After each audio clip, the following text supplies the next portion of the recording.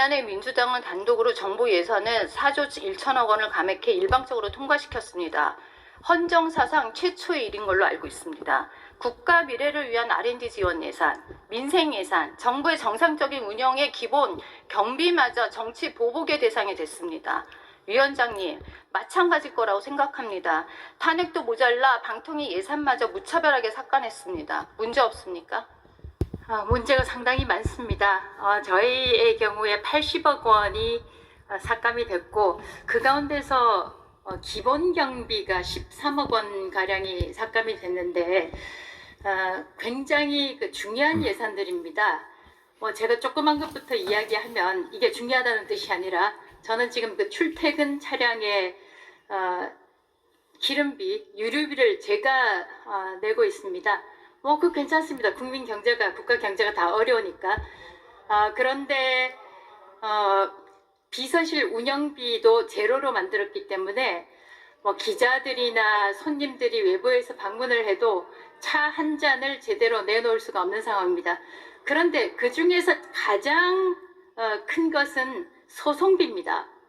소송비가 0원인데요.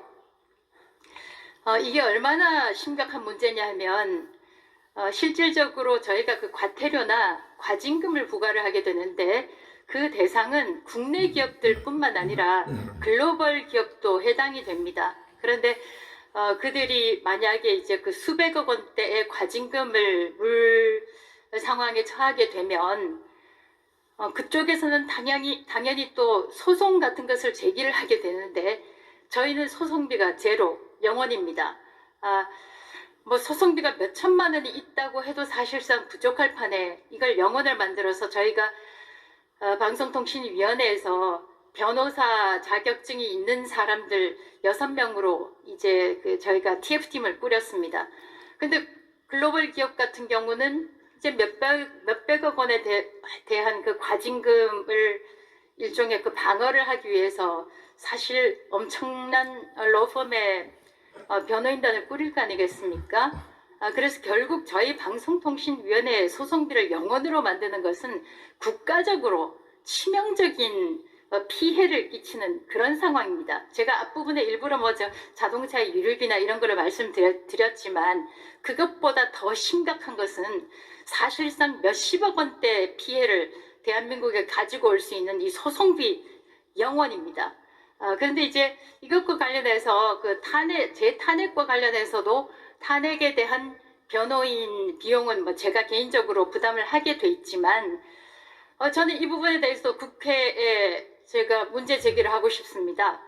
저의 경우는 보니까 국회 탄핵 소추인단은 6명인가의 변호인단을 만들었는데 제가 상당히 신뢰받을 만한 소식통에 따르면 1억 2천만 원의 소송 비용을 지급했다고 합니다.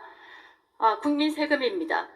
만약 이게 줄탄핵이라고 이야기를 하는데 만약 이 탄핵안을 발의한 의원들이 소송 비용을 n분의 1로 나눠서 내야 된다. 그런 게 있으면 이렇게 줄탄핵이 있게 될까? 저는 그 말씀을 드리고 싶습니다.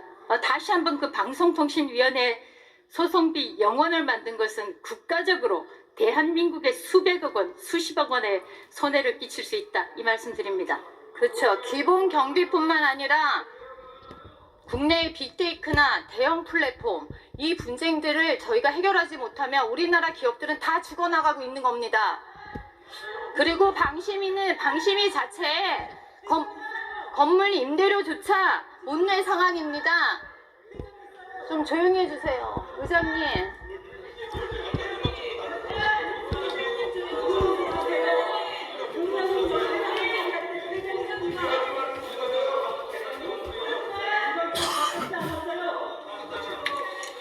네, 의원님 계속하십시오. 방심위는 기본적인 임대료조차 못 내고 있습니다. 이런 불법 모니터링 앞으로 심의에 대한 차질도 많을 거라고 생각합니다. 확인해 보세요. 야당 예산 삭감을 좀 피해갈 수 있도록 좀 대책을 마련해 주시면 감사하겠습니다. 그렇게 하겠습니다.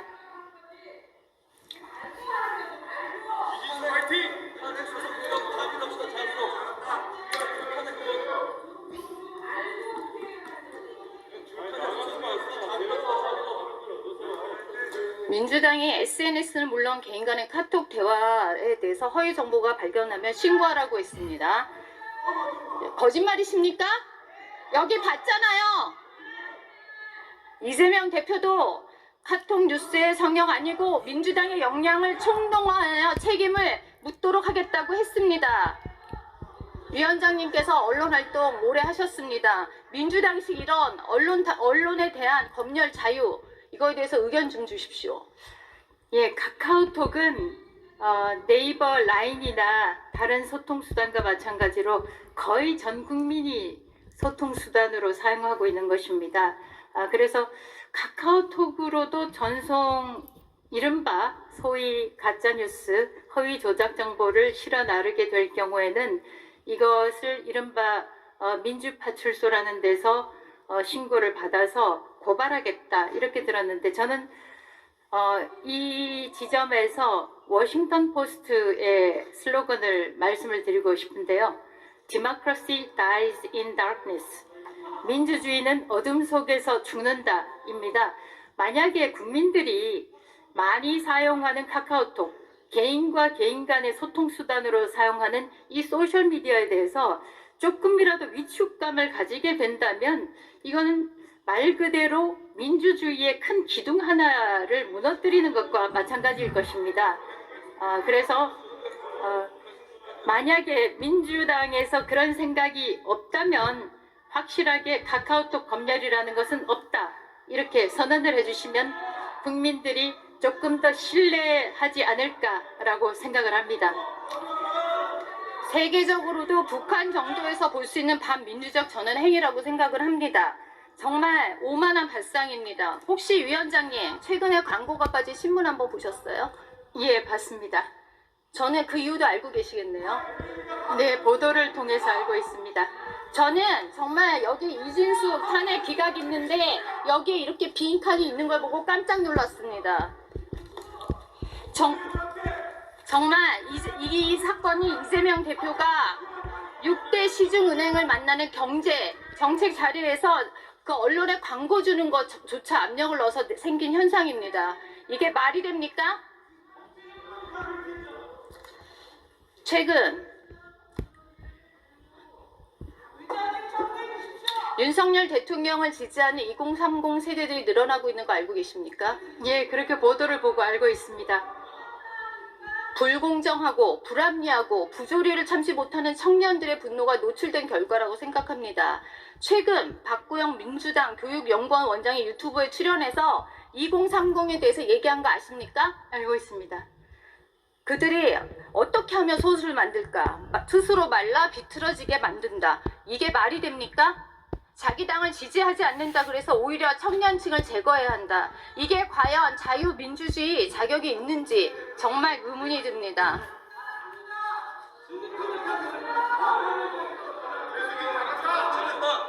MBC 관련 한번 말씀 꼭 드리고 가야겠습니다. 제가 안 하려고 했는데 꼭 드리고 한번 가야겠습니다. MBC 띄워주세요.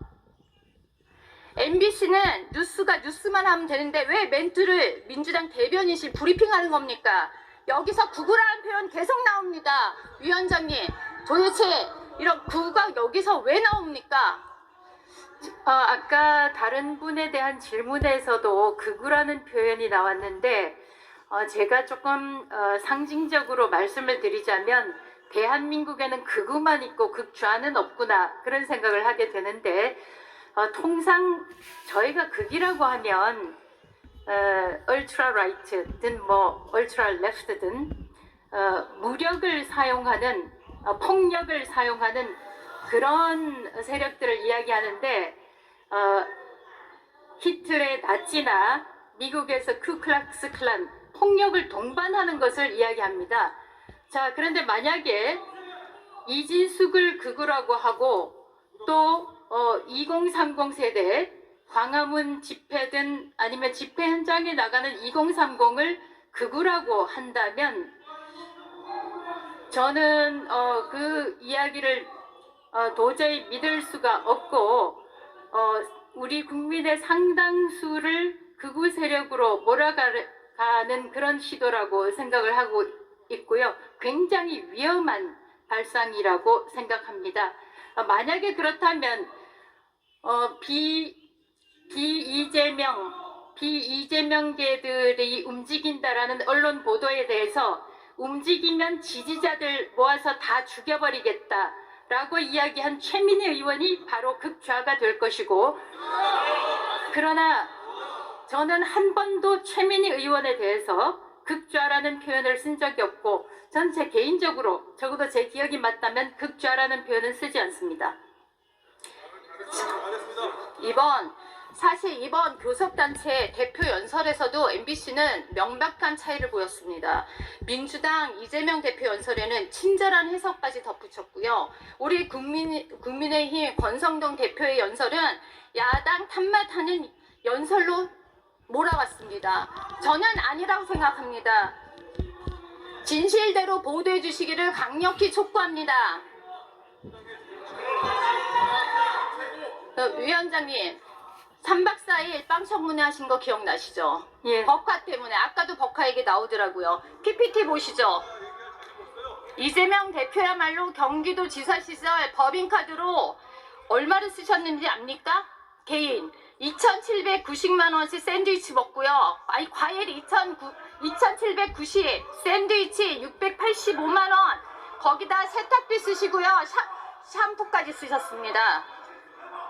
그래서 이거를 지금 개인 카드 유용 혐의로 11월에 기소당했습니다. 위원장님은 기소당한 적 있습니까?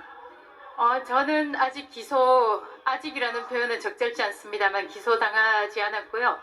법카 이야기가 나왔으니까 MBC의 60여 년 역사상 법인카드가 공개된 것이 좀 시쳇말로 까인 것이 두 번 있습니다. 한 번은 김재철 사장 법인카드가 저희가 현재까지 추정하는 것은 민노총 언론노조 회원이 불법적으로 빼줘서 빠져나간 것 한 번, 그리고 이진숙의 법인카드 내역입니다.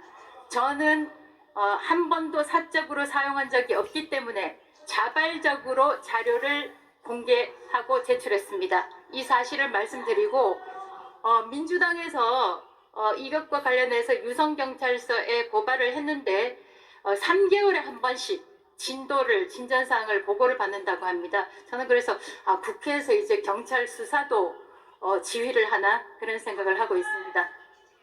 이재명 대표는 개인 돈이 아까워서 법인카드로 사용한 혐의를 지금 받고 있습니다. 그런데도 최근 13조 1천억 원의 추경으로 포퓰리즘식 예산을 살펴하자고 합니다. 결국 이 막대한 국가 부채는 결국 우리 청년들, 우리 아이들한테 돌아갈 거는 뻔한 일입니다. 정말 안타까움을 금할 수가 없습니다. 들어가 주시기 바랍니다.